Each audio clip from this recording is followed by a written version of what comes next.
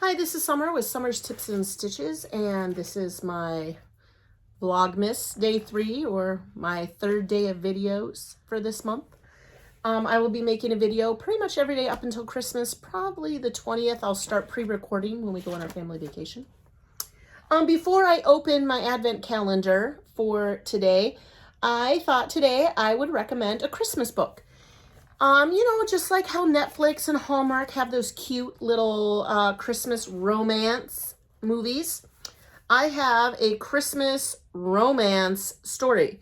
Now, don't get too excited. This is like rated G romance. I think at most they kiss, okay?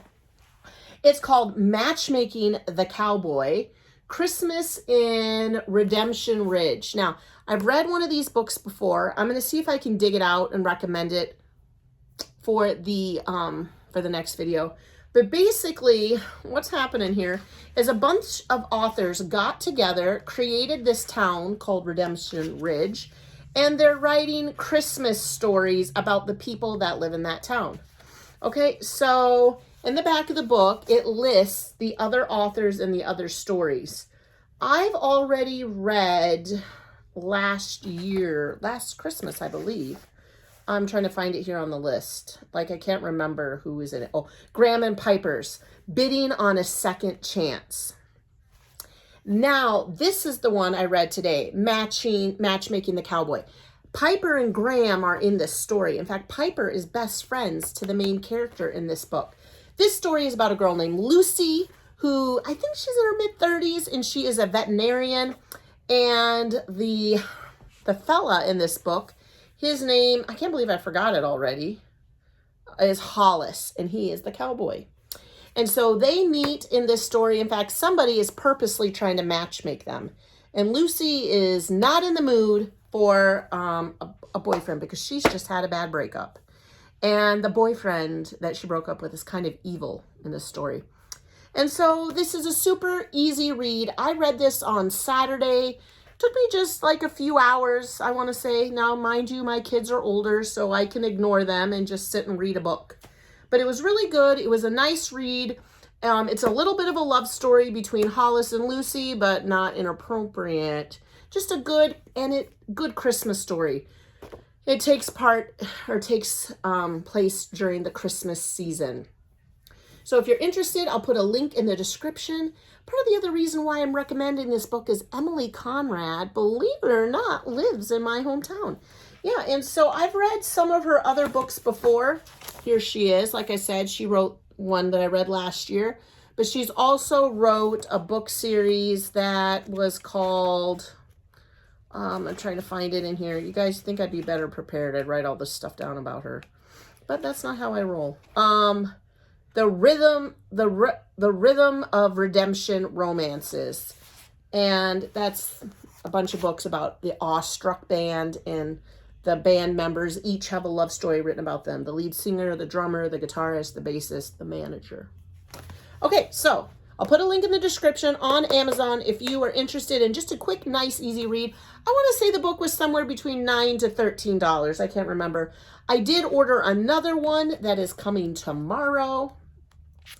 I'm trying to find the one that I ordered because I was looking. I wanted to choose people that were in the same characters that I've already read about. And I chose Clint and Nora, Healing the Cowboy. Clint and Nora are in this book too. They're friends with Lucy and Hollis and Piper and Graham, but they're not the focus. And that one actually is written by Mandy Blake. So I'll put a link in the description to that one. I'll let you know how it goes.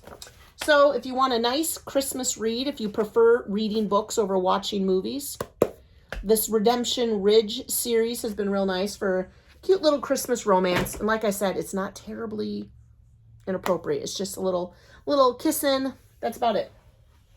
Okay, so on to the advent calendar. I'm getting my crochet hook. It's all tangled up in here.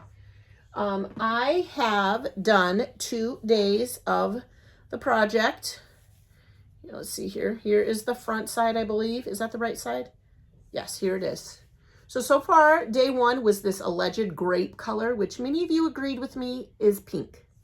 And then gray, on top, which started with a little bit of a dip down. You did 4 single crochets, and then a little dip, 4 single crochets, and a big dip. And then up it ended with this fan.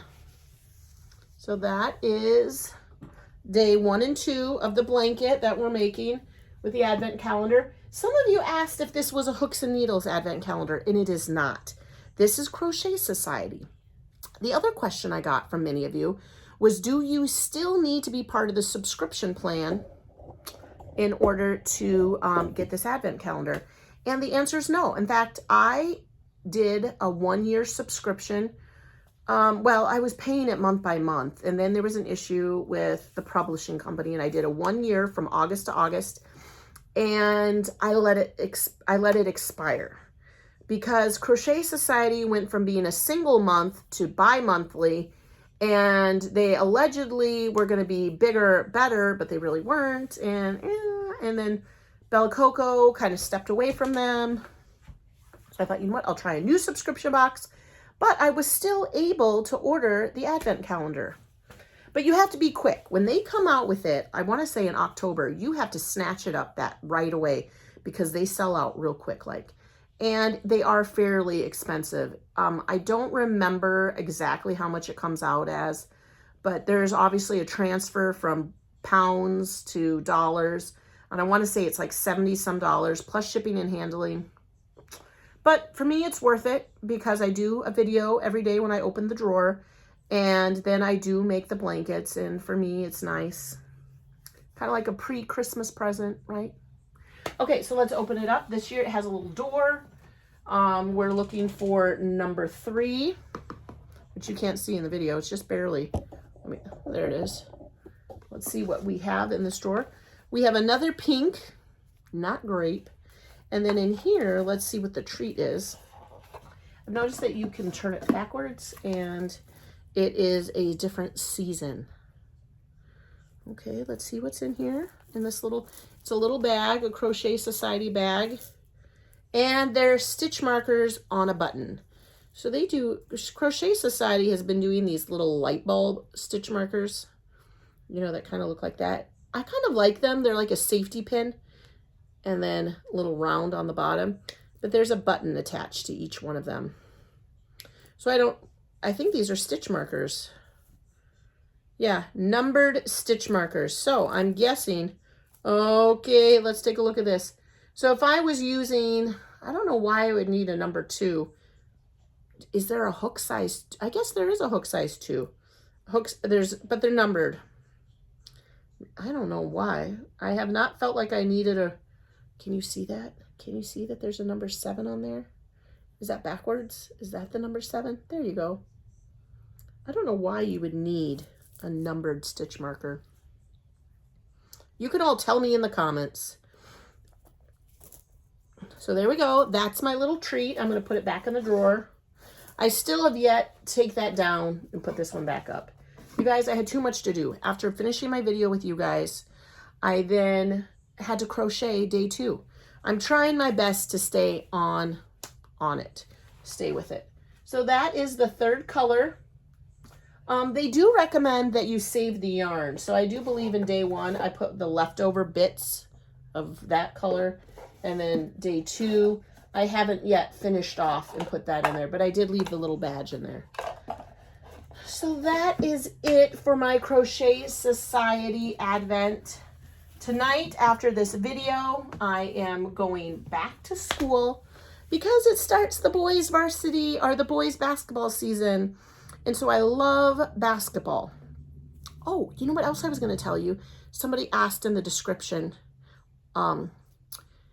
they asked, how is Flynn doing? Let me see if I can call him over here. Flinny, can you come here? So Flynn, you guys, is doing good. In fact, I thought it was very nice that she asked, because now I can tell you, Flynn has hit the official 1 year from when his procedure, and when I say procedure, I mean chemotherapy bone marrow transplant. And we were, at this time last year, we were still in the hospital.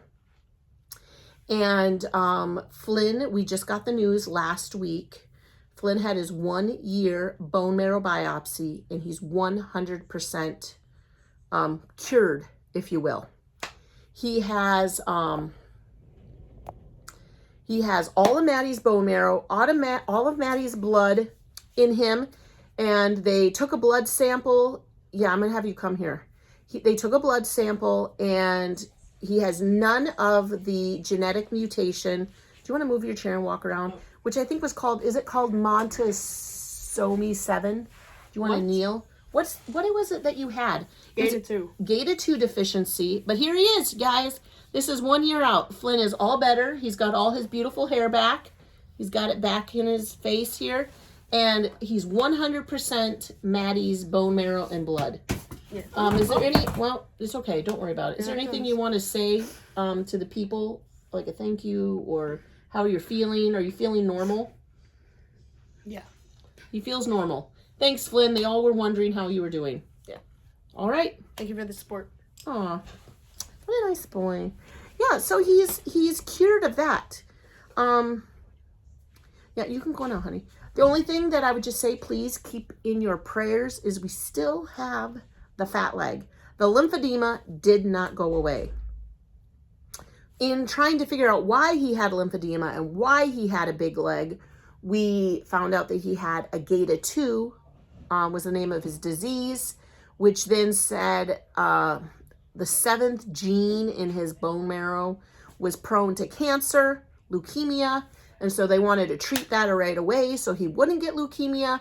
But besides getting leukemia, the Gata2 deficiency also, one of the side effects is having lymphedema.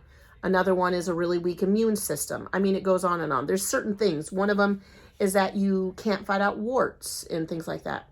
So essentially his lymphatic system is underdeveloped, and that is a birth defect due to the Gata2.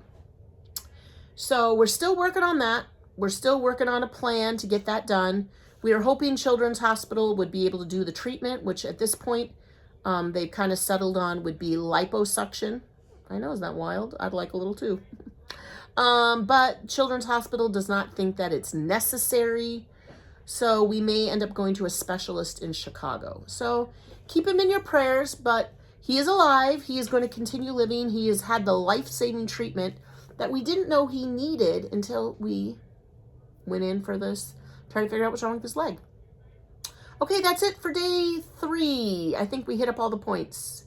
Check out the description for the Christmas book, Matchmaking for a Cowboy. And this is Crochet Society. I think you kind of missed it this year, but maybe double check, I don't know. And then I can put out a reminder next year when I order this. All right, thanks for subscribing. Thanks for watching. Happy crafting and happy holidays. Bye.